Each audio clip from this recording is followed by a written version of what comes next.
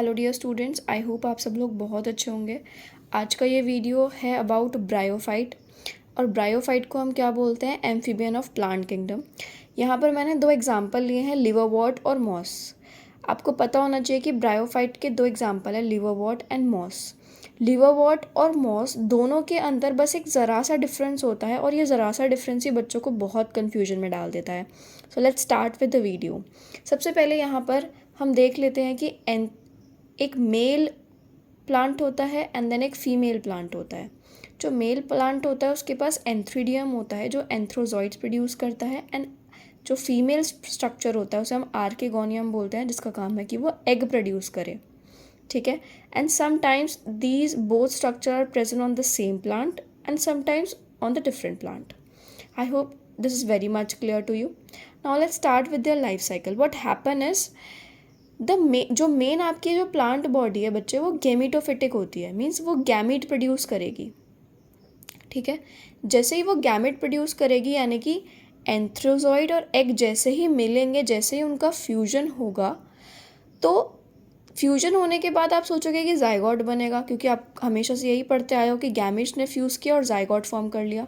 But यहाँ पर ऐसा नहीं होता। यहाँ पर क्या है बच्चे, गैमीट के फ्यूजन, गैमीटोफाइट यानी कि जिसने गैमीट बनाया, जब गैमीटोफाइट ने गैमीट बना लिया, उन दोनों का फ्यूजन हो गया, तो वहाँ पर एक जाइगोट की बजाय क्या बनता है, वहाँ पर बनता है एक स्पोरोफाइट। अब अगर ये स्पोरोफाइट है तो इसका मतलब क्या हुआ? स्पोरोफाइट का मतलब हुआ कि इसके पास स्पोर्स होंगे, it will beer spores. Sporophyte एक ऐसा स्ट्रक्चर होता है जो मेन जो प्लांट पेरेंट बॉडी होती है उसके बॉडी से अटैच रहता है और उससे नरिशमेंट प्रोवाइड करता रहता है। और जैसे ही वो इतना कैपेबल हो जाए कि वो स्पोर्स प्रोड्यूस कर ले, वो उस बॉडी से डिटैच हो जाता है। ठीक है। तो देखो यहाँ पर स्पोरोफाइट की प्लॉइडी ऑब्वियसली 2n ही होगी, क्योंकि दो गैमेट्स के फ्यूजन से बना है, तो means 2n। And then 2n के बाद उसके अंदर होगा मियोसिस। मियोसिस से हैप्लॉइड स्पोर्स प्रोड्यूस होंगे। देन ये स्पोर्स जहाँ पर भी लैंड करेंगे, देन वहाँ पर फिर से गैमेटोफाइट को अराइज कर देंगे, एंड ये cycle it will continue like this. ठीक है। And students, if you have any problem regarding the ploidy कि how to judge the ploidy, just comment me in the comment section. I will make a separate video on that, and if you don't have any problem, then that's good for you. Let's start about moss और लिवरवॉर्ट के अंदर बहुत ज़रा सा difference है जो कि इसको बहुत कॉम्प्लिकेटेड बना देता है आपके लिए। वो क्या है, देखो यहाँ पर मेन प्लांट बॉडी जो है वो गैमेटोफाइट है, एंड याद रखना कि ब्रायोफाइट के अंदर जो मेन प्लांट बॉडी होती है बच्चे, वो गैमेटोफाइट होती है। गैमेटोफाइट होने का मतलब है कि वो गैमीट प्रोड्यूस करेगी। कभी कभार बच्चों को ये भी नहीं पता होता कि हम इसे गैमेटोफाइट या स्पोरोफाइट क्यों बोल रहे हैं।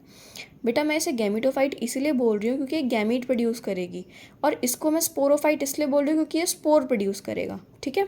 देखो, गैमेटोफाइट गैमीट प्रोड्यूस करेगा, देन यहाँ स्पोरोफाइट बन गया, वही सब चल रहा है।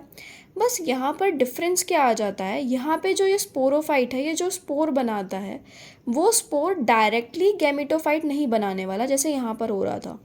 यहाँ पर क्या था कि स्पोरोफाइट ने स्पोर बनाया, जहाँ पे वो स्पोर लैंड किया वहाँ पे नया गैमेटोफाइट बन गया। मॉस के अंदर ऐसा नहीं होता।